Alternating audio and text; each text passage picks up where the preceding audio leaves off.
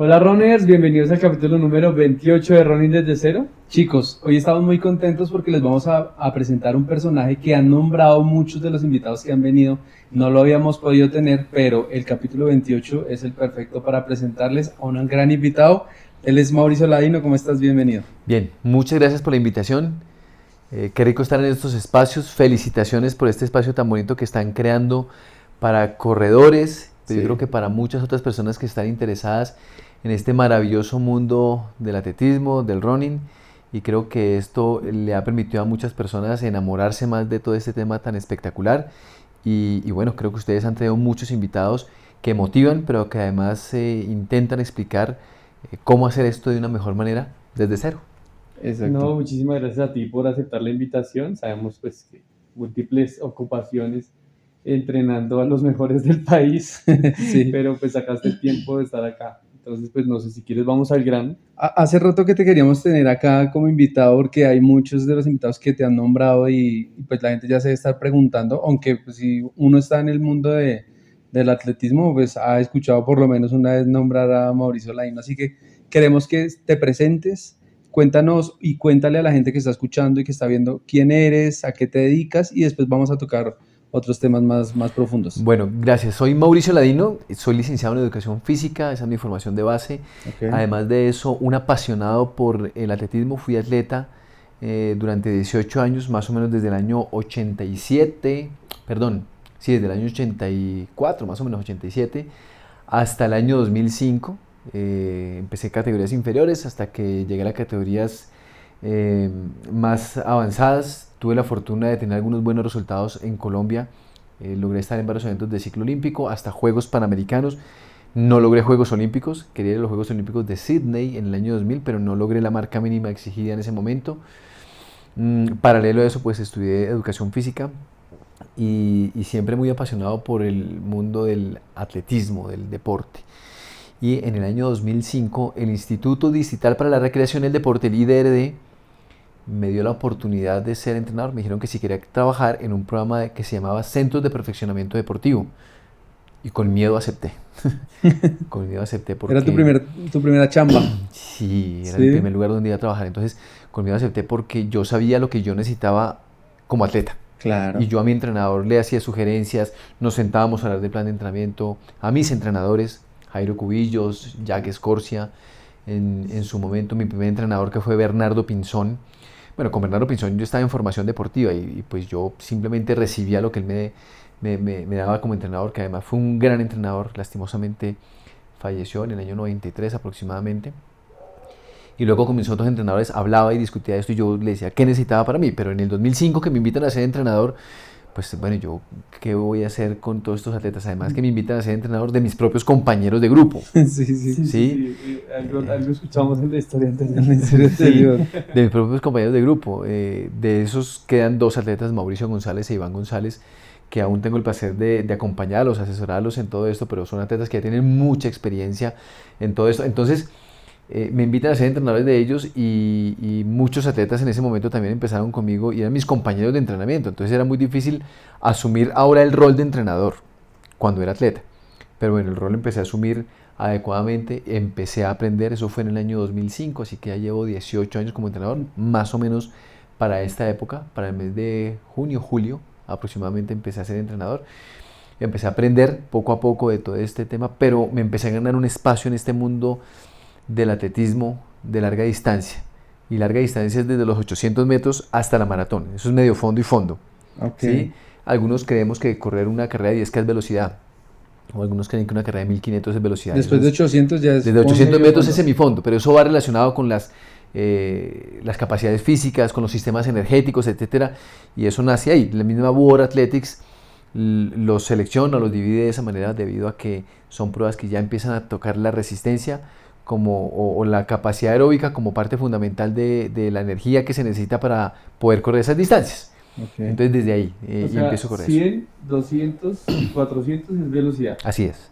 800, ya 1500, hasta 10.000. Hasta maratón. Semifondo hasta 3.000 metros. Hasta 3.000 metros. 5.000 metros es una prueba ya de resistencia, pero los atletas la están corriendo tan rápido hoy en el mundo que casi que se está convirtiendo en medio fondo, también en semifondo. Y ya 10.000 metros es resistencia y maratón, que es la prueba oficial, es resistencia. Ya media maratón es una prueba intermedia que es de fondo también, que es fondo. Okay. Bueno, Mauricio, cuéntanos, cuando eras atleta, ¿qué prueba era tu fuerte? A mí me iba muy bien en 1500, 5000 y 10.000 metros. En las pruebas que más me gustaban les hacía muy bien. Fui campeón suramericano de 10.000 metros, siendo categoría juvenil, hoy se conoce como sub-20. Posteriormente fui campeón suramericano de la categoría mayores en 1500 metros. Es decir, como que hice un pasito atrás antes de continuar en distancias largas. Me quedé en los 1500 metros, fui campeón suramericano, me fue muy bien en el área continental compitiendo esa prueba, pero me encantaban mucho los 5000 metros, una prueba que me gustaba muchísimo y esas fueron las pruebas que yo hice predominantemente. Eventualmente hice una media maratón, nunca hice maratón en ese momento y pues en procesos de formación deportiva hice carreras como 1200 metros, 800, la milla, etc. Pero esas fueron las tres pruebas importantes. ¿Por qué nunca hiciste maratón? ¿Por respeto a la prueba? ¿Porque no te llamaba la atención? ¿Era feo? ¿Miedo? No sé. Sí, no, porque resulta que cuando uno se mete al mundo del deporte y hace todo el proceso de iniciación, formación deportiva, etc., no es tan recomendable hacer maratón a una edad tan joven y yo empecé a hacer 10.000 metros, luego di un pasito atrás, luego hice 1500 metros y eso son como normas también de Laboral Athletics. Laboral Athletics a un chico que sea sub-18 no le permite correr más de 5.000 metros. A un chico que sea hasta 20 años no le permite hacer más de 10.000 metros, pero ya hay media maratón también. Y eso es básicamente por cuidar al deportista, para evitar que de pronto el deportista sea sometido a cargas demasiado fuertes y que se aceleren procesos que no tiene que acelerarse en ese momento. Entonces Laboral Athletics dicta eso, lo haciendo con cuidado. El inconveniente está cuando muchos entrenadores de pronto por querer que un deportista haga maratón tan joven le ponen unas cargas demasiado fuertes. De hecho, muchos atletas en el mundo, incluso africanos, resultan haciendo maratón a los 20, 22 años y uno los ve brillando muy bien algunos años, pero son muy pocos los que duran y no se les ve la longevidad de Kipchoge, por ejemplo.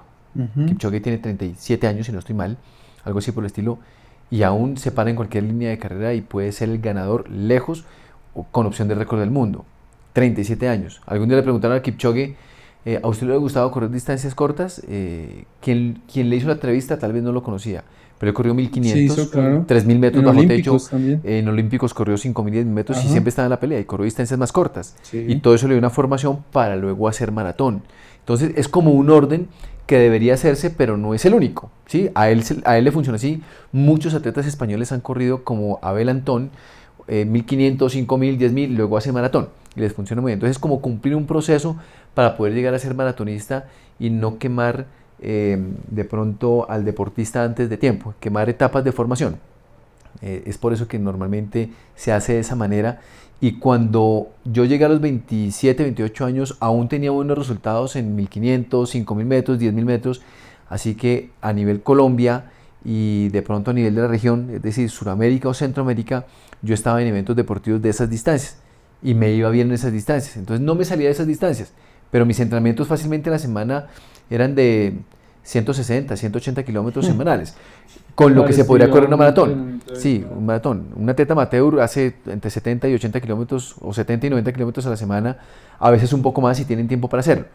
Pero claro que uno podría hacer maratón, pero uno no se enfrentaba a esas distancias porque le faltaba mucha más preparación para hacerlo y para poder competir adecuadamente en esa distancia.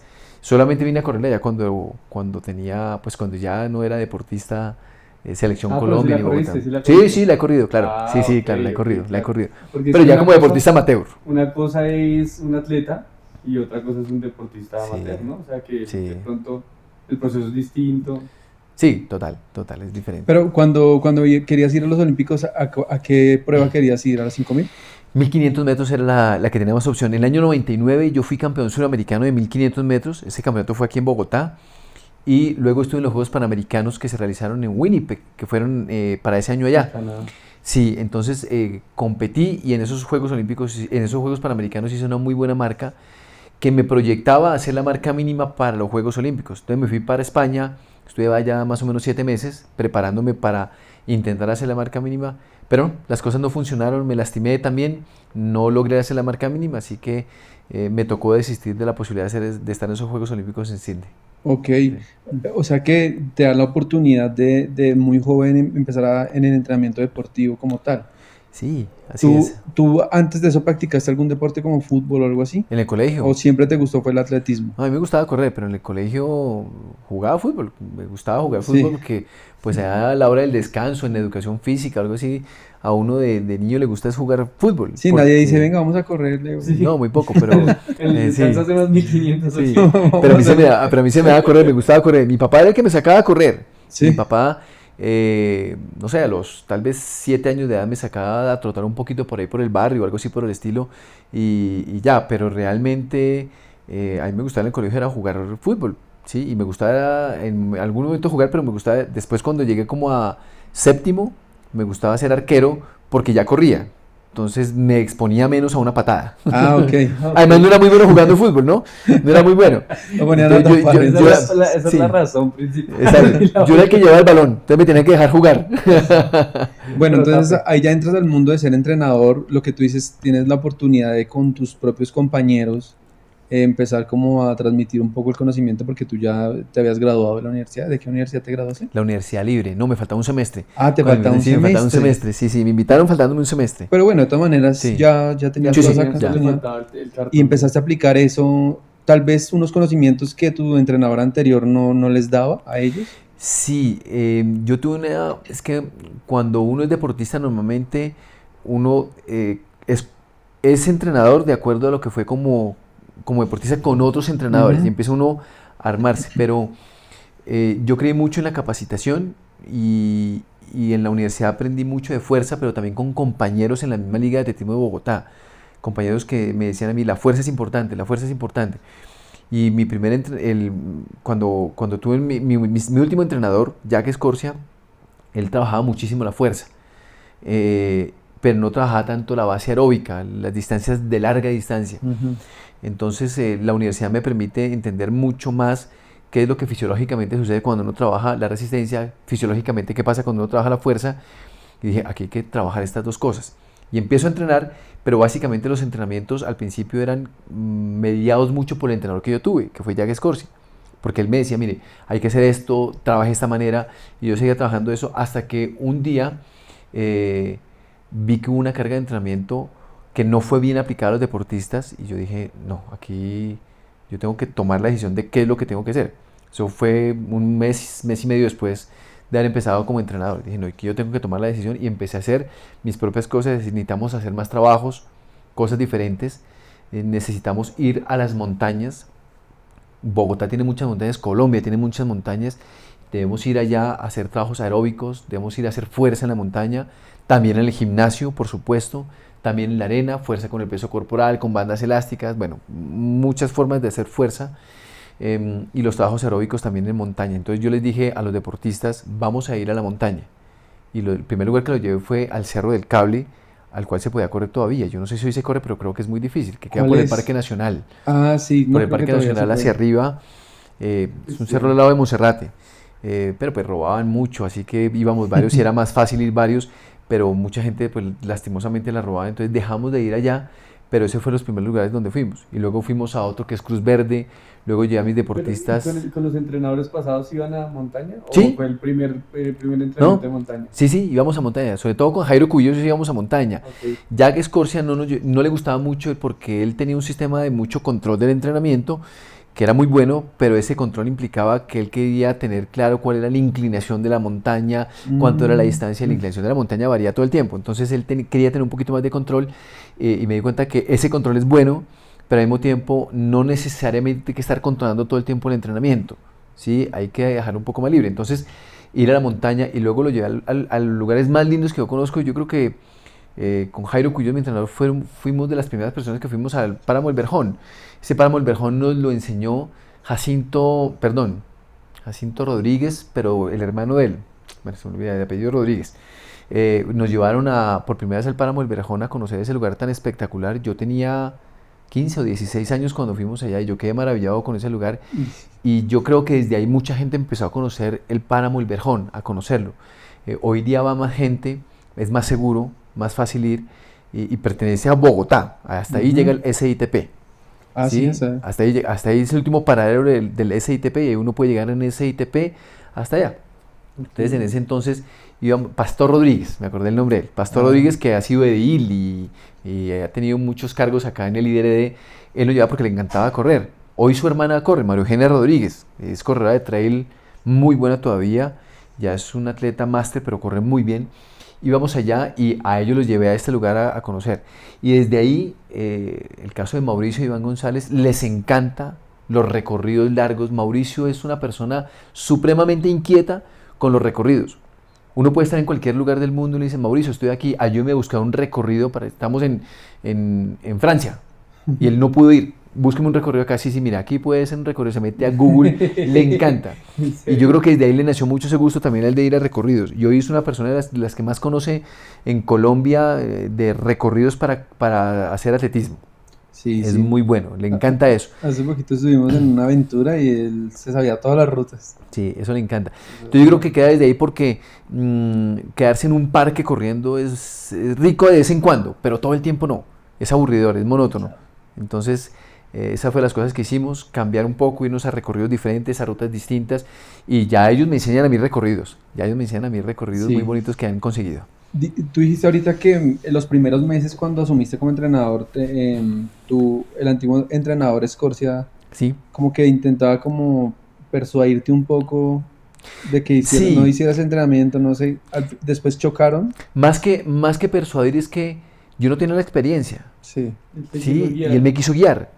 Y guiar con base en lo que él conocía como entrenamiento. Y me quiso guiar en eso, pero él no estaba con los deportistas. Entonces, claro, él me daba las sugerencias él no estaba ahí de cómo hacer. No, porque él estaba con otra actividad también como metodólogo, como coordinador deportivo, llamémoslo un metodólogo, se hace como un coordinador de deportes. Y él me quería guiar. Pero claro, como no estaba con los deportistas, no sabía exactamente cómo estaba el deportista para asumir una carga. Ajá. Entonces llegó un momento donde una carga mal aplicada dejó muy fatigado a unos deportistas y yo dije, no, esto no puede seguir pasando, yo tengo que tomar el control completamente del entrenamiento. Y después de un mes y medio que yo ya llevaba como entrenador, dije, no, que eso fue lo que sucedió eso. Dije, no, de aquí en adelante yo tengo que tomar las riendas completas de esto si quiero que esto funcione. Sí, claro. Y empecé a escribir, a aprender, a escuchar. En la universidad uno aprende cosas básicas, a hacer cursos, a capacitarme, a hacer cosas que me permitieran a mí entender más del entrenamiento deportivo, y me fui ganando un espacio en todo el mundo del deporte de semifondo y fondo, del atletismo de semifondo y fondo.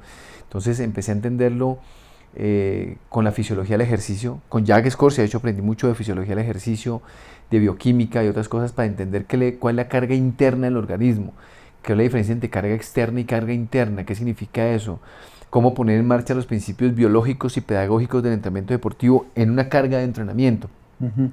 Entonces, cuando uno habla de todo eso, a mí me encanta, que la carga es mucho, pero los principios también, y la unión de carga, principios, individualización del entrenamiento, qué es lo que corre el deportista, cuáles son las características de la modalidad, cuáles son las características del deportista, y unir todo eso en una sesión de entrenamiento es algo maravilloso. Ahora, cuéntanos eso, que es una carga, porque es que uno hay veces como deportista amateur llega uno un domingo de correr un fondo, no sé, de 20 kilómetros y uno dice, uy, ahora sí me siento cargado. Pero pues uno no sabe lo que está diciendo aparentemente, ¿no? O sea, ¿qué es una carga? No, cuando uno habla de que estoy cargado, normalmente es para decir que estoy cansado. Fatigado. Sí. Que estoy fatigado, que tengo fatiga, que tengo una fatiga en el organismo producto del entrenamiento que hice. Pero realmente la carga del entrenamiento es la unión de muchas variables, sobre todo el volumen, la intensidad, la densidad y la frecuencia de la carga. El volumen normalmente es algo cuantificable, ¿sí? Y el volumen se lo da uno a un deportista. Ustedes que corren, si yo les digo a ustedes como entrenador, les digo, bueno, vamos a correr. ¿Ya les quedó claro qué tienen que hacer? Vamos a correr. No porque no sé cuánto. Que no. ¿Cuánto? Uno necesita un dato. Un dato. Ok, vamos a correr y uno necesita saber cuánto, o sea, el volumen. Hasta que se haga noche, 3 días, 1 día, 1 hora, ¿cuánto? Entonces, el volumen es una magnitud y tiene que ser cuantificable, que normalmente se da por tiempo o por kilómetros. ¿Sí? Entonces uno dice, no, 60 minutos. Ah, bueno, ya me quedó más claro. Ah, ok. ¿Sí? 80 kilómetros en bicicleta.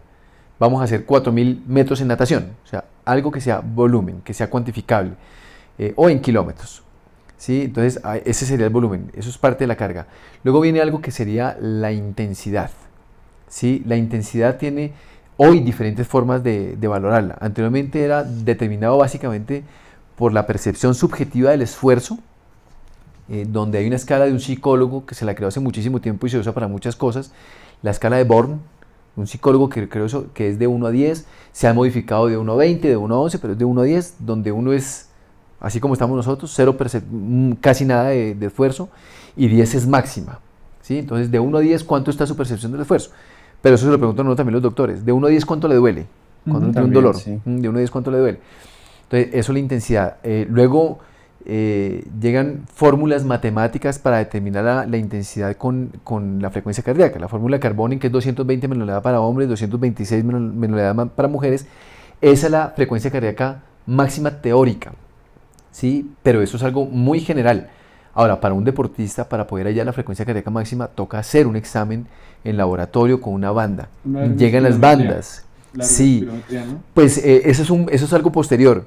Lo primero que se hace es una prueba de esfuerzo con una banda, únicamente cuando llegan las bandas con relojes que ya son inteligentes. Polar es de las primeras marcas que llega al mercado, y hoy Polar es de lo más desarrollado para frecuencia cardíaca. Entonces se pone una banda y allí empieza uno a tener una información de la frecuencia cardíaca más precisa, más para deportistas. Empieza uno a tener información de la frecuencia cardíaca de los deportistas con mayor precisión, y la tiene uno acá, ¿sí?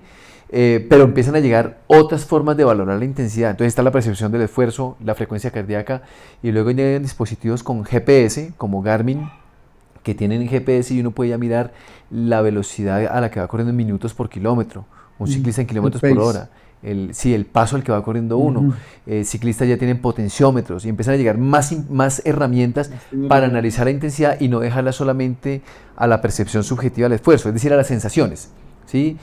Yo utilizo mucho el lactato, por ejemplo, para determinar la intensidad. Entonces utilizo el lactato para determinar la intensidad en los deportistas. Pero el consumo máximo de oxígeno, que es la ergoespirometría. Uno se puede subir a hacer una ergoespirometría, hacer una prueba de consumo máximo de oxígeno, y con base en eso se puede determinar también zonas de entrenamiento. Entonces hay muchas herramientas. Por potencia también, creo. Por potencia también, sobre todo para el ciclismo, pero también lo hay para atletismo, sí, y para muchos deportes. Entonces empiezan a tener tantas herramientas, pero en últimas uno puede tener potencia, frecuencia, lactato, todo eso. Si uno se siente mal, no pudo. Si no entonces hay que acudir a las sensaciones. Sí, claro. Sí, no me sentí bien, no, pero la potencia iba bien, pero no me sentí bien. Exacto. Pero el lactato iba buenísimo, sí, pero no me siento bien. Ajá. No me siento bien. Entonces, finalmente las sensaciones siempre están a la orden del día, porque a veces, o sea, Kipchoge no tiene el récord del mundo por seguir al pie de la letra un ritmo, no, es porque el hombre rompe con los esquemas y dice voy a hacer otra cosa diferente. Claro. Y mentalmente lo logra. Muchos ciclistas a veces dejan de mirar en un Tour de Francia el computador que llevan ahí porque dicen no, tiene que ir a determinada potencia.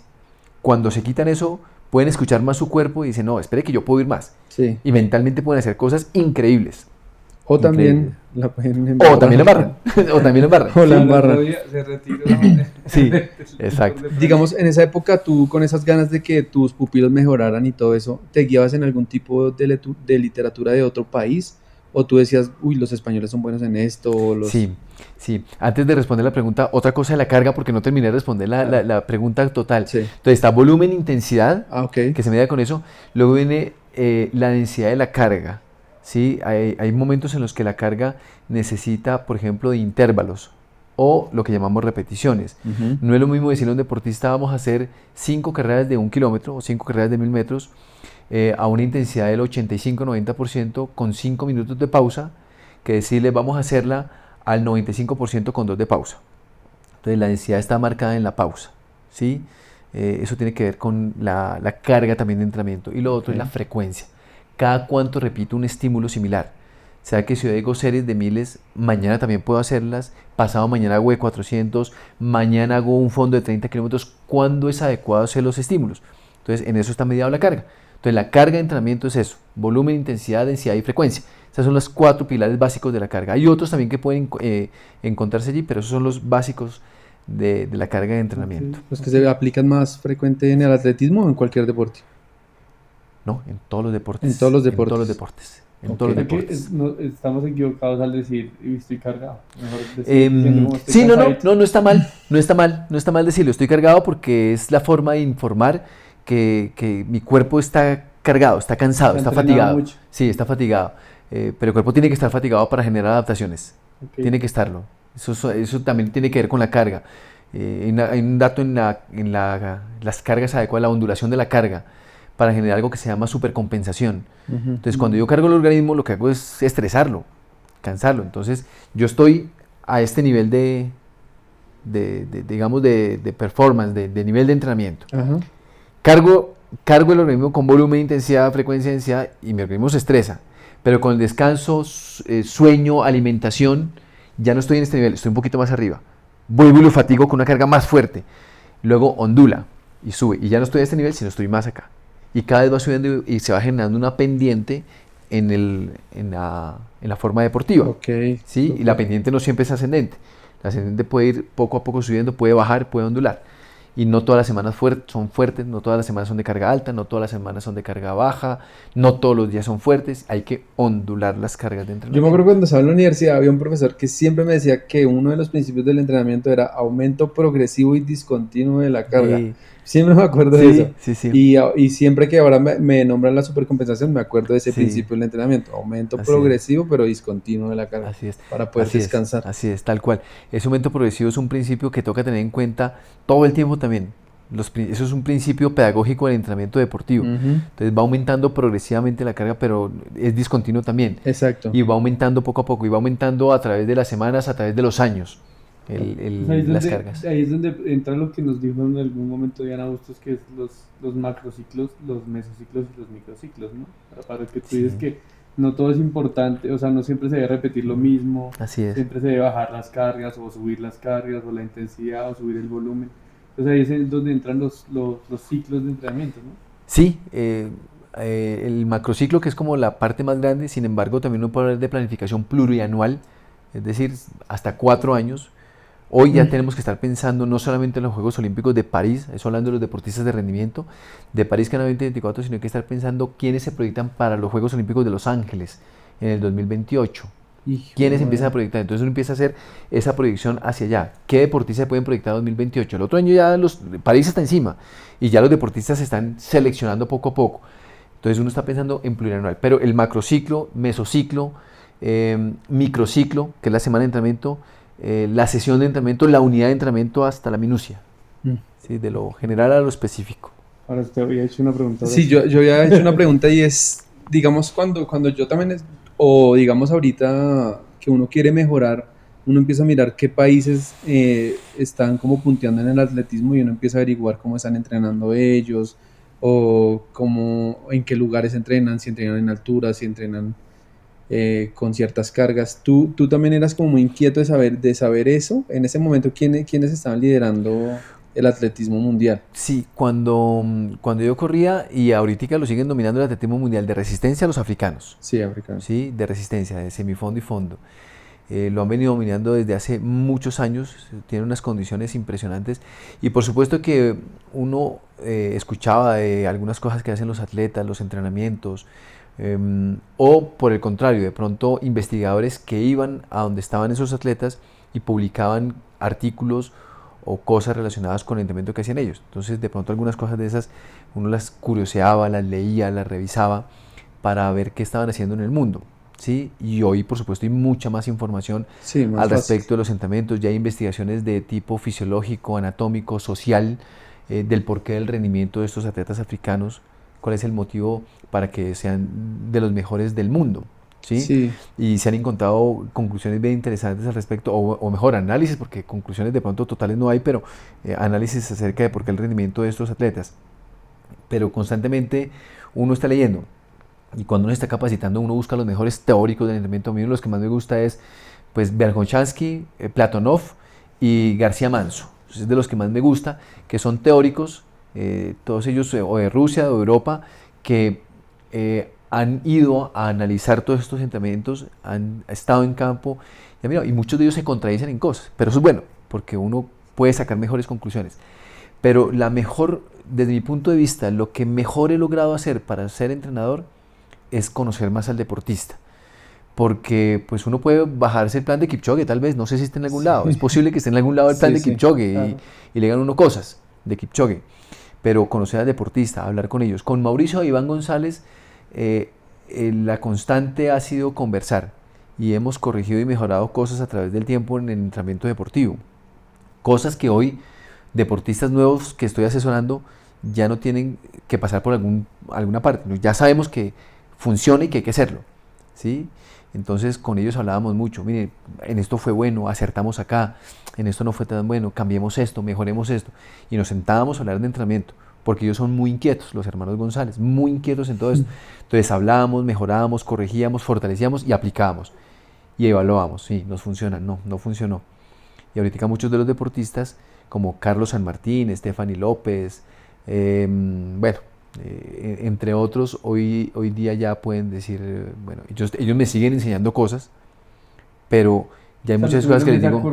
Esa curva de aprendizaje, sino ya todas las vivencias de los González. Exacto, entonces ya decimos, no, esto no hay que hacerlo, esto sí se puede hacer, pero con ellos sigo aprendiendo cosas.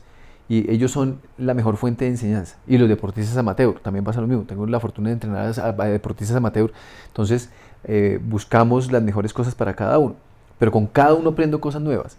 Y eso es lo mejor, porque uno puede ver en un libro, la fisiología del ejercicio es una, y esa sí es aplicable de manera transversal para todos. Pero los métodos de entrenamiento, la forma de entrenar, las cargas sí se deben aplicar de una forma diferente para cada uno, por diferentes condiciones de horario, altura. Muchos de los libros que están escritos no están escritos para entrenar en la altura. Y aquí somos habitantes crónicos de la altura, vivimos a 2.600 metros de altura, entonces hay que tener unos cuidados especiales con la altura. Cuando hablo con compañeros, colegas entrenadores de otros países, los entrenamientos de ellos son muy intensos.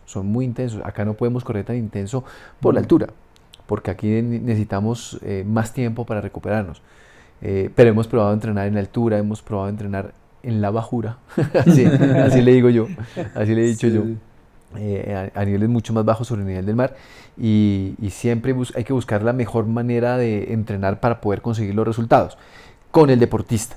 Claro, uno puede tener guías, recomendaciones, cosas que uno aprende en conferencias, en cursos, en especializaciones, etcétera, sobre la fuerza, la técnica, la resistencia, etcétera, y uno mira qué le sirve de todo eso y qué lo puede aplicar acá. Pero uno no puede coger un plan de entrenamiento de una persona y decir, esto es lo que vamos a hacer, de aquí lo vamos a hacer. Sí, no, claro. Eso no funciona.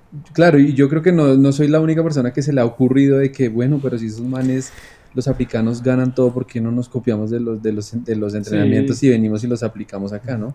Sí, porque además no muestran todo. Normalmente no le muestran las cosas básicas que hacen los deportistas, las cosas básicas que hacen ellos, como los fondos, como los intervalos, y uno se sorprende con lo que ellos corren. Sí. Pero casi nadie le muestra a uno algunas cosas de técnica. Yo me acuerdo alguna vez con los hermanos González y con otros deportistas que yo les hablaba mucho de la técnica en vallas, y ellos como que sí, pero a veces se aburrían un poco de eso. Y un día los hermanos González tuvieron la fortuna de irse a entrenar una temporada a México. Ya estaban con un gran entrenador, Tadeusz Kepka, que ya falleció, entrenador de varios de los mejores atletas mexicanos. Creo que entrenó al que hizo una medalla de... Una medalla olímpica, si no estoy mal, creo que sí. Y entrenó a uno que fue en su momento, o si no fue récord mundial de 10.000 metros, estuvo muy cerca del récord mundial, que era un mexicano. Y lo hizo, sí, récord mexicano. Entonces ellos se fueron a entrenar con él un tiempo. Él, sí. Estuvieron allá acompañados del grupo, yo les enviaba los entrenamientos, pero yo les decía a Mauricio e Iván, yo les envío entrenamientos, pero venga, no se trata de que ustedes se van a quedar sin ese grupo, o sea, aprovechen y estén con ellos. Entonces miren que lo que yo les envío pueden hacerlo allá. Y ese entrenador Tadeusz Kepka se llevaba con él unas vallas, y se daba vallas y les ponía, bueno, terminaron de entrenar, ahora vamos a hacer vallas. Okay. Y ellos decían, eso es lo que es mi entrenador en Colombia. Entonces yo le decía a ellos, pero claro, como yo no hablo polaco como él, entonces no me creen mucho, pero ahora sí me creen más. Entonces, ¿las vallas era salto con vallas? Ejercicios sobre vallas. Ejercicios sobre vallas, muchas vallas. Las vallas que uno va pero lento, o sea, no es correr así con vallas. No, ejercicios, mucha cantidad de ejercicios sobre vallas. Las vallas se deben hacer en casi todos los deportes. Ustedes ven futbolistas haciendo vallas, basquetbolistas haciendo vallas. Atletas, por supuesto, haciendo vallas, voleibolistas de tenis, o sea, las vallas sirven para todo porque se pueden hacer muchos ejercicios de técnica, coordinación, agilidad. Decía Valentín Gamboa, uno de los entrenadores más conocidos en Colombia de velocidad, que las vallas son como el limón, sirven para todo, sirven para todo. Entonces las vallas las usábamos mucho y ellos dijeron, oiga, sí, qué bien. Y después yo en unos cursos también vi unos, sobre el trabajo de la fuerza, unos ejercicios que hacen mucho los africanos. Y a veces con la fuerza, a veces a algunos les cuesta un poquito hacer la fuerza, y cuando uno les muestra que los africanos lo hacen, dicen, sí, los africanos, entonces sí sirve, hay que hacer. Pero claro, uno no les muestra, por ejemplo, esos detalles de la fuerza. Yo me imagino que Nenisa Bekele, uno de los mejores fondistas del mundo, que tiene unos cuádriceps tremendos, eso no es solo corriendo, el hombre también seguramente hacía mucha fuerza, muchas pesas. Pero eso no lo muestran. Solo que no nos muestran. Sí, eso no muestran. Y la fuerza es determinante, es una capacidad física determinante en el entrenamiento deportivo, determinante. En el maratonista o en el velocista es determinante. Claro, con mayor o menor cantidad se hace la fuerza, pero hay que hacer fortalecimiento. Es muy importante. Pero después de estar en los centros de perfeccionamiento, ¿cuánto tiempo estás ahí? Y porque yo tengo entendido que tienes un club que se llama Endurance, o no sé si se llaman clubes o no sé. Sí. ¿Cuánto tiempo estás ahí en los centros y en qué momento decides como, bueno, voy a crear mi propio equipo? En los centros de perfeccionamiento estoy, bueno, con el IDRD, estoy hasta el año 2018, ¿sí? Y empiezo a trabajar con los centros de perfeccionamiento creo que hasta el año 2008, 2010 aproximadamente. Y por los resultados de los deportistas, que en ese entonces ya empezaban a mostrarse como resultados muy importantes a nivel nacional o a nivel de campeonatos suramericanos, ya me dieron la oportunidad de ser entrenador de rendimiento, pero cumplía las mismas funciones, ¿sí? Sería con atletas de formación deportiva y con atletas de rendimiento deportivo. Entonces ya los resultados empezaron a ser muy interesantes. Entonces resulta que en el camino yo tenía que estar entrenando atletas de rendimiento y especialización deportiva, pero no los podía entrenar a todos, era imposible entrenarlos a todos. Entrenar a todos los atletas que llegaban, quiero entrenar. Entonces yo, ¿qué hacía? Unas baterías de test y determinaba con los resultados si el deportista tenía unas condiciones óptimas para yo poderlo asesorar. Pero empecé a tener muchos deportistas, entonces era muy difícil. Así que en el año 2014, junto con Diana Bustos, decidimos crear el Club Endurance Runners, ¿sí? Este club está afiliado a la Liga de Atletismo de Bogotá. Entonces, el club pertenece a la Liga de Atletismo de Bogotá, pero yo sigo, por supuesto, trabajando con el líder en lo que vengo trabajando, y los atletas se afilian al Club Endurance Runners, los atletas de especialización y rendimiento. Entonces, creamos el club y eso me permite liberarme un poco más, porque ya con la figura de club, que le sigue aportando atletas a la Liga de Atletismo de Bogotá, al IDRD, empezamos a aceptar más atletas, pero ya no los entrenaba solamente yo, ya Diana Bustos empieza a asesorar atletas y ella es la que se encarga de estos chicos que vienen nuevos. Ya no les hacemos un test, porque hacer un test de entrada es algo muy agresivo para un deportista, el que sea, es muy agresivo decirle, sí, bienvenido, hoy vamos a hacer 10K. Yo sé, 10K, pero espera un momento, ¿cómo así? O un test de Cooper, es muy difícil, ¿sí? Entonces le decíamos bienvenido y Diana Bustos empieza a tener estos deportistas, a asesorarlos, y tiempo después atletas amateur buscan también un acompañamiento y empezamos a darnos cuenta que hay un espacio para atletas amateur en el club y empezamos a ver este espacio también para atletas amateur, ¿sí? Es un club que pertenece a Bogotá y en el año 2018 termino de trabajar con el líder, pero el club sigue y hoy día funciona el club. Entonces, este club funciona afiliado a la Liga de Atletismo de Bogotá con reconocimiento del Instituto Distrital para la Recreación y el Deporte. Seguimos con la misma línea de desarrollo deportivo. Y yo empiezo pues a partir del año 2019 a ser entrenador de la Selección Colombia del área de semifondo y fondo con el Comité Olímpico Colombiano y la Federación Colombiana de Atletismo. Y eso es una sensación, ¿no?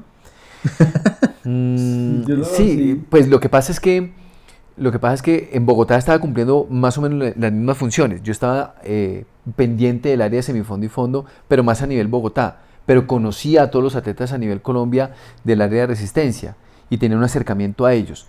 Pero ya cuando el Comité Olímpico y la Federación me dicen, oiga Mauricio, queremos que usted sea el entrenador de semifondo y fondo nacional, ya tengo que decirle a Bogotá, no puedo seguir allá, paso a cumplir estas funciones, pero las funciones son las mismas, solo que ahora tengo una responsabilidad a nivel país, ya no solamente a nivel Bogotá. Con los mismos atletas. Exacto, con los mismos atletas, con la mayoría de atletas que venía trabajando, pero entonces ya con más facilidad empiezo a entrenar atletas de otras regiones que me buscan para que los asesore, porque siendo de Bogotá, era muy complicado entrenar a un atleta que no fuera de la regional Bogotá, que me dijera que era de Santander, del Meta, de Antioquia. Yo quiero entrenar con Mauricio Ladino. Yo le decía, no puedo porque yo soy entrenador de Bogotá y pues éticamente ni contractualmente estaba bien, Sí, sí se podía, pero éticamente no estaba bien. Sí. Pero ya como entrenador nacional empiezo a asesorar a atletas de otras regiones del país y pues empiezo a tener ya resultados más pensando en resultados para Colombia que Bogotá. Pero con Bogotá también pensamos en resultados a nivel internacional. Sí, claro, a nivel también Colombia. Así es, así es. ¿Cuál crees que es la mayor diferencia en entrenar atletas de élite, aunque pues ya no las imaginamos, a amateurs? Uy, son grandes las diferencias. Es un mundo, Sí. porque es que yo a veces me siento que yo entreno como un élite. Todos los días de la Pero todos los días madrugo a No, entrenar. las diferencias son grandes y a veces para un poquito de controversia en las mismas. Sí. Yo pues yo he tenido la posibilidad de trabajar en universidades también y el deportista universitario tiene un perfil, el deportista de rendimiento tiene un perfil, el de perfeccionamiento o especialización deportiva tiene otro perfil, el de rendimiento otro completamente diferente. El deportista amateur, digamos que no está presionado por un resultado, la presión se la da él mismo. ¿Sí? El deportista amateur no está presionado por eso, porque él quiere mejorar un minuto, unos segundos en su récord y en su registro personal, ¿sí? Y eso es lo que él desea y tal vez quiere clasificar a alguna carrera, alguna maratón y algo así por el estilo y lo va haciendo poco a poco. El deportista de rendimiento sí está mediado por un resultado y es mucho más importante el resultado para el deportista de rendimiento y el resultado es obtener medallas o buenas marcas en los eventos en los que participa. ¿Sí? Y esas medallas significa haber representado muy bien a una ciudad, a un departamento, a Colombia en algún evento deportivo. Entonces el resultado es muy importante. El deportista universitario en los parciales se desaparece porque pues, la prioridad es su estudio. Claro. ¿Sí? Entonces van, se la gozan y hace parte de lo que llaman las universidades la formación integral. Entonces unos deciden hacer deporte, otros deciden hacer artes, otros deciden irse a las comunidades, otros deciden pertenecer a la tuna de la universidad y ya, pero en parciales todos se desaparecen porque van a parciales. Claro. Un deportista de alto rendimiento que además estudia puede estar en parciales pero debe seguir entrenando. Claro. Debe seguir entrenando porque tiene un compromiso consigo mismo, con una ciudad, con un departamento, con los patrocinadores para un resultado deportivo. Y es la prioridad en ese momento. Pero pero hay algo muy similar en todos, y es la pasión por el deporte y la disciplina. Yo tengo el gusto, como les decía hace un momento, de asesorar a atletas amateurs hace tiempo. Hay otro equipo, un grupo de amigos que se llama Runners Colombia, que asesoro también, y los atletas amateurs de endurance, donde uno ve la disciplina tan tremenda de estos deportistas. El amateur es muy disciplinado, el deportista amateur es muy disciplinado, es muy curioso. A veces toca frenarlo un poco, ¿sí? Pero es muy disciplinado el deportista amateur porque pues entrenan, trabajan, viajan, tienen familia, entonces tienen una cantidad de condiciones que de pronto hace que sea un poco diferente al deportista de rendimiento.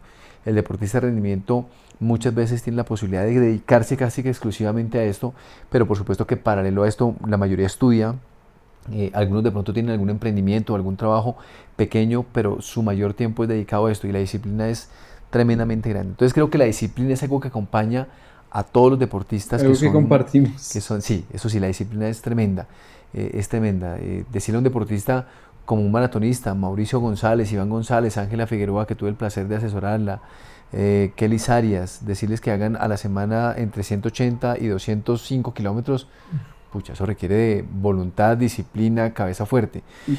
Pero un deportista amateur que tiene 50.000 responsabilidades, empresarios, o la persona que trabaja en la oficina y tiene que ser el primero que llega a la oficina para abrir la oficina y quiere correr, necesitan también mucha disciplina para estar haciendo lo que hacen, correr y además de eso estar pendiente de su familia, de sus cosas, es mucha disciplina. Entonces, de lado y lado la disciplina es algo que los acompaña. Yo me acuerdo el año pasado que tuvimos la oportunidad de estar en el meet and greet de los deportistas de alto rendimiento que venían a la media maratón de Bogotá. Alguien les preguntaba... Yo. Sí, les dijimos que los admirábamos mucho. Yo me acuerdo que los admirábamos mucho y qué consejo nos darían pues a nosotros que somos los seguidores de ellos, pues que queremos ser como ellos y que en algún momento pues obviamente no vamos a llegar allá porque pues ellos toda la vida han... Sí. Sí. Entonces él nos volteó Claro, y él dice, no, nosotros los admiramos a ustedes porque es que a nosotros nos pagan por hacer esto. A ustedes no les pagan, ustedes se levantan porque ustedes quieren, gastan plata porque ustedes quieren, madrugan y se rompen las piernas todos los domingos porque ustedes quieren. Y entonces yo me puse a reflexionar y dije, claro, o sea, es muy valioso lo que hacemos nosotros porque la pasión es la que mueve todo esto. O sea, estamos gastando nuestro dinero, nuestro tiempo, dejando de compartir cosas por entrenar una pasión que, no sé, al final se vuelve como tu vida, ¿no? No, es un estilo de vida se vuelve increíble. Un estilo de vida. Además, un corredor, digamos que en la media maratón de Bogotá, un corredor dura el mejor hombre dura 1 hora 3, la mejor mujer 1 hora 15. Sí. Y corrieron eso y contra el asfalto 1 hora 3 minutos o 1 hora 15. Ahora, el que corre 3 horas contra el asfalto, también es admirable. Ahora, hay que ver si la persona realmente estaba muy bien entrenada para hacer 3 horas o no. De pronto una persona estaba bien entrenada para hacer 3 horas. Pero bueno, esa es otra discusión. Pero es admirable esas personas que duran más tiempo en el asfalto, incluso estando preparadas, que uno que ya está a punto de irse para el aeropuerto, para la casa, mientras que hay unos que hasta ahora están llegando y terminando la carrera. Exacto. Y es durísimo. Y sin los privilegios que tiene un élite, que sales primero, que tienes tu hidratación. Claro. El que sale de últimas, con la gente, el calor pasando, eso es pues... Hace poco nos invitaron también a una reunión previa a la media maratón de Bogotá y hablábamos sobre eso, sobre la cantidad de atletas que hay. Entonces, media maratón de Bogotá, que es un ícono aquí en Colombia, creo que eran 38.000 participantes los que van repartidos entre los 10K y la media maratón. Y yo les decía a ellos, exageremos, hay 1000 élites, y estoy exagerando, 1000 élites. Y élites hablo de atletas que pertenecen a un club, a una liga, que son entrenados, que tienen, mejor dicho, todas las condiciones para entrenar, y estoy exagerando, no los hay. Sí, no. Los 37.000 restantes son amateur. Sí. ¿Para quién es la carrera? Pues para los 37.000 que están ahí, claro. Para que se la disfruten. Los élites tienen una atención especial que se encargan de los organizadores de atenderlos bien, bonito, perfecto, que además reciben unos buenos premios, etcétera. Pero la carrera está hecha para los 37.000 restantes. Sí, claro. Sí, porque yo llegué a 800 y no soy élite. Deben ser menos de 1000. Soy como 400. No, pero 800 es muy bueno. Imagínense, 800 es muy bueno. Bueno, yo te quería preguntar algo. ¿Cuál crees que ha sido el mayor logro que has obtenido como entrenador? Ya nos dijiste tu mayor logro que tuviste como deportista. Ahora, ¿cuál es el mayor que has tenido como...? Yo creo que la posibilidad de haber podido clasificar atletas a Juegos Olímpicos. Okay. Ese es de los mayores logros. A Ángela Figueroa le brindé un acompañamiento en ese proceso. Realmente ella hizo el grueso del acompañamiento con otro entrenador, pero le brindé el acompañamiento. Juegos Olímpicos de Londres 2012, le brindé un pequeño acompañamiento con eso. Luego con Iván González en los Juegos Olímpicos de Tokio en maratón, y en esos mismos Juegos Olímpicos con Carlos San Martín en 3.000 metros con obstáculos. Sí. Creo que esos han sido los máximos logros. Estar en los Juegos Olímpicos creo que es lo más bonito que hay, es la cúspide del deporte, lo más importante del deporte. Creo que eso. O sea, sin comprometernos, esa es otra pregunta. Sí, yo también iba a hacer esa pregunta. Sin comprometernos aquí mucho, ¿con quién nos podríamos ilusionar para los próximos Olímpicos? Yo sé que mucha gente está pendiente de eso y muchos estamos muy ilusionados de que un atleta colombiano vaya a París a representarnos en la prueba de maratón. ¿Tú crees que es posible que alguien vaya a París? Sí. O sea, no solo el maratón, de pronto Carlos San Martín también podría llegar a tener chance. Sí, ¿no? sí. En el área de semifondo y fondo los que más tienen la oportunidad de estar son Carlos San Martín y algunos de los maratonistas. Ángel Jola está corriendo muy bien nuevamente. Ángel Jola sigue estando muy fuerte y creo que Angie, que es asesorada por el profesor Humberto Ramírez, podría estar en los Juegos Olímpicos de París también. Y como está corriendo, ojalá lo logre. ¿Cuál es la marca que le piden a ella? 2 horas 26 minutos en maratón. Entonces es una marca bastante exigente, pero creo que ella lo podría lograr. Y de los maratonistas hombres, yo creería que Iván, Mauricio, Gerard Giraldo y Jason Suárez son los atletas que podrían hacer la marca mínima. Ya Jason Suárez lo demostró y estuvo 23 kilómetros con Kipchoge en Tokio, ¿sí? Pero yo creo que ellos lo podrían lograr, solo que hay que concentrarse mucho a eso. Dedicarse a entrenar y buscar la marca mínima. No es un tema tan sencillo porque a los hombres les piden 2 horas 8 con 10 segundos. Uy, no. Entonces es una marca muy fuerte, es muy fuerte. Pero digamos que es conseguible si el atleta se dedica a entrenar. ¿Tú entrenas a Jason? No, Lo entrena Juan Carlos Cardona. Juan Carlos Cardona en la Ceja Antioquia. Sí. Pero él hace parte de la selección Colombia Sí, él hace parte de la selección Colombia. Él ha sido integrante de varias selecciones Colombia. O sea, ¿lo has entrenado tú? No.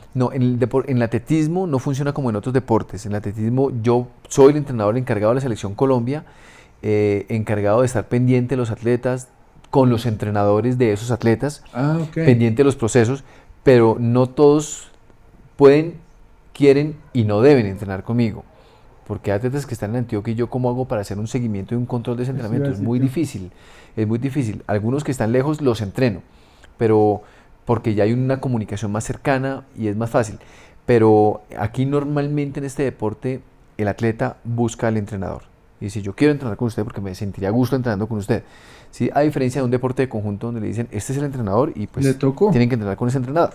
Pero tú estás pendiente como de todos los procesos como tal. Sí, eso sí, estoy pendiente con la Federación Colombiana de Atletismo, estar pendiente de los atletas que están en procesos de ciclo olímpico incluso atletas juveniles que van a eventos internacionales y que son la reserva deportiva para luego ocupar esos cargos de los deportistas que están en retiro para representar a Colombia. Entonces estoy pendiente de todos esos procesos. Ok, y ya se cierra, ya sabemos que se está cerrando la brecha para París.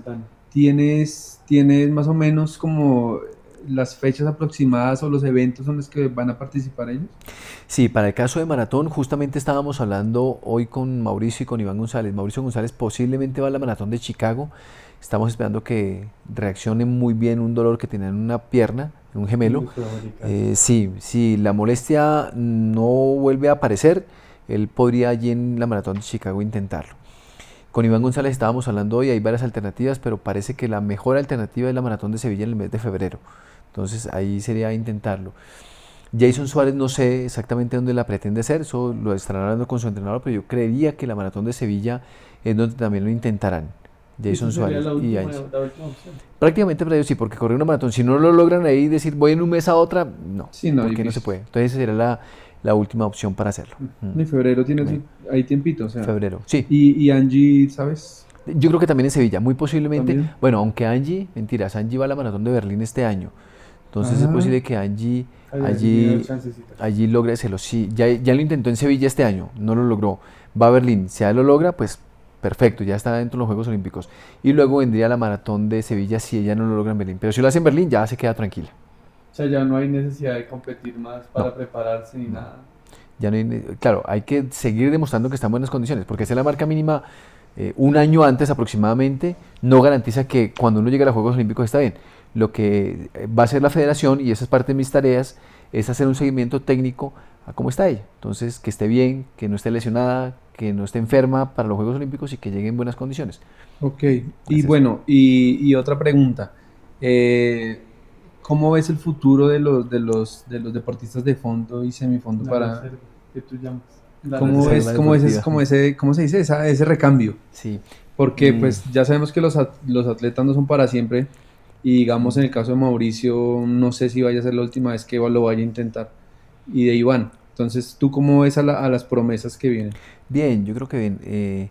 Muchas veces nos quejamos un poco y decimos no hay gente, no hay personas, no hay atletas. Y no, sí las hay, siempre las hay.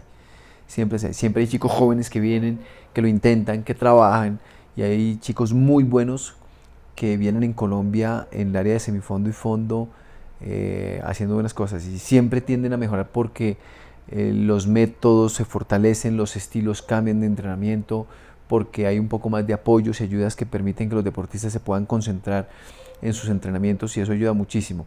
Y sí hay un chico, pero Alejandro Marín, muy bueno, un atleta excelente en Colombia, que hace poco hizo el récord nacional de 3.000 metros. Hay un chico que es colombiano, pero se fue a ir desde muy pequeño a Estados Unidos, casi no habla español de hecho, se llama Alex García Silver, muy bueno ese chico, que proyecta para ser un gran atleta. Hay una chica, Dana Díaz, que también vive en Estados Unidos, está estudiando en una universidad allí, y ella también se proyecta para ser una muy buena deportista. Hay una chica muy joven, Carol Luna, que viene corriendo muy bien en los últimos meses, último año, y se proyecta como una gran deportista. Hace poco me sorprendí con una marca de un chico joven, Tomás, no me acuerdo el apellido de la ahoritica, que hizo una marca muy buena en la altura, el pasado fin de semana acá en Bogotá. Entonces se proyecta, solo que La edad de los 18 a los 21 años es una edad muy complicada para los seres humanos, para los deportistas. Uno termina de estudiar el colegio y uno dice, bueno, ¿ahora qué hago? Estudio, ¿Qué hago? me dedico a la universidad, pero venga, yo quiero aportar en la casa algo, esperando que mi papá me dé todo el tiempo, me consigo un trabajo, me dedico a la rumba, que es un momento donde llega la rumba, novias, novios, etcétera. Me tocó ser papá, me tocó ser mamá, quiero ser papá, quiero ser mamá. Entonces, es una edad neurálgica y si el deportista sobrepasa esa edad, creo yo que se puede tener un deportista de rendimiento. Pero ahí es muy difícil, ese momento es difícil. Hay deportistas muy buenos en las categorías de formación, sub-20, sub-18, pero el problema es que pasen. Muchas veces tiene que ver con el entorno social y por supuesto muchas veces con los apoyos que se puedan recibir para poder continuar en el sistema deportivo. Sí, claro. Como para ir cerrando, ya, yo tengo dos preguntas. La primera, estos atletas que van a Estados Unidos desde muy jóvenes, que tú dices que incluso no hablan español muy bien, ¿eso pasa como en el fútbol que pueden competir por Estados Unidos o definitivamente tiene que ser por la nacionalidad la que tienen? No, sí, el deportista puede tener, en Colombia se permite, la ley colombiana permite tener doble nacionalidad, ¿sí? Pero ya el deportista escoge por qué país compite. Pero un deportista que tenga la doble nacionalidad muchas veces prefiere competir por Colombia porque es un poco más fácil clasificar por Colombia que clasificar por Estados Unidos, entonces compiten por Colombia. Porque como por Estados Unidos deben tener como unas clasificatorias ellos Sí, antes para poder presentarse. sí, tienen unos sistemas de clasificación que tienen especiales, pero sin salirse de la normativa de la misma Comité Olímpico Internacional o World Athletics. O sea, tiene también unas condiciones generales que deben cumplir todos los deportistas, pero también cada país tiene sus propios procesos de selección. Entonces, estos deportistas que se van allá y tienen la doble nacionalidad, pues simplemente vienen a Colombia a hacer los eventos clasificatorios que tengan que hacer o los hacen en esos países mientras sean eventos oficiales. Ok, la otra pregunta era enfocada en ustedes ahí, digamos, como en la federación colombiana de atletismo, tienen como algunas personas que van y miran en las competencias, así como en el fútbol que vaya y mire, el scouting, sí. De pronto alguien que vaya y mire y diga, uy, vaya a mirar a ese pelado a ver cómo le está yendo, Sí, o ellos mismos se acercan a... Sí, de hecho eso es parte de lo que nosotros hacemos también, estar en competiciones para poder ver esos atletas que pueden ser talentos. Pero hay unos entrenadores en las regiones, no tanto desde la federación, sino en las regiones que tienen un ojo increíble para eso. Son muy buenos, son captadores de talentos increíbles. Y van a hacer ese escauteo allá, llegan y dicen, este es bueno para velocidad. Y es bueno para velocidad, tiene un ojo increíble. Este es bueno para lanzamientos, este es para resistencia. Tiene un ojo muy bueno para eso. Pero eso también lo hace uno. Y de hecho Colombia tiene un sistema deportivo en las categorías de formación que son, para el caso de la federación, los campeonatos de la categoría sub-16, sub-18, sub-14 y desde el Ministerio del Deporte los juegos intercolegiados. Entonces desde ahí nacen la mayoría de deportistas, en unos intercolegiados, en un campeonato sub-16, sub-14 y empiezan a mostrarse. Y muchas veces ellos ni siquiera son los ganadores de las pruebas, son los que quedan segundos, terceros. Sí, También hay ganadores, por supuesto, pero muchos de ellos son los que quedan segundos, terceros y luego ellos continúan el proceso, siguen, pasan esa edad neurálgica a los 18, a los 21 años y siguen en el sistema deportivo y ya uno los ve después como los mejores del mundo, como le pasó a Anthony Zambrano o como le ha pasado seguramente a Lorena Arenas, le pasó algo parecido y a muchos de los mejores deportistas de Colombia que pasan por los intercolegiados. ¿Tú también trabajas el tema de la marcha? No. ¿Ese ya es otro entrenador? Sí, es otro entrenador, sin embargo la marcha atlética y el semifondo y fondo tienen mucho en común, porque son pruebas donde, sobre todo las distancias como la media maratón y la maratón, tienen mucho en común con la marcha, porque el sistema energético es igual, es el mismo, sistema energético aeróbico, es el que utiliza. Lo que pasa es que la marcha tiene un componente de la técnica que es determinante. Si yo corro feo, no pasa nada, pero si marcho mal, eso sí me puede descalificar. Ok, sí. Porque debo tener una técnica para marchar. Entonces la técnica es muy importante ahí y los entrenadores tienen que ser muy cuidadosos y precisos con el tema de la técnica. Ok. Bueno, siempre que cerramos un capítulo, le pedimos al invitado un consejo para la gente que está iniciando en el run. Entonces nos gustaría que, mirando a esta camarita, a la gente que está empezando o que ya lleva su tiempito, un consejo valioso de un entrenador olímpico que les puedas dar. Bueno, consejos para entrenar. Uno de los primeros es que esto es una pasión y lo único que uno necesita son ganas, deseos de hacerlo, un par de tenis, camiseta y pantaloneta. Eso hay que hacerlo. Pero llega un momento en el que uno necesita un acompañamiento de un entrenador, incluso de un médico, que le haga a uno una valoración y le diga: usted está apto, perfecto, o tiene apto pero una recomendación, mejore la flexibilidad, o apto con alguna restricción.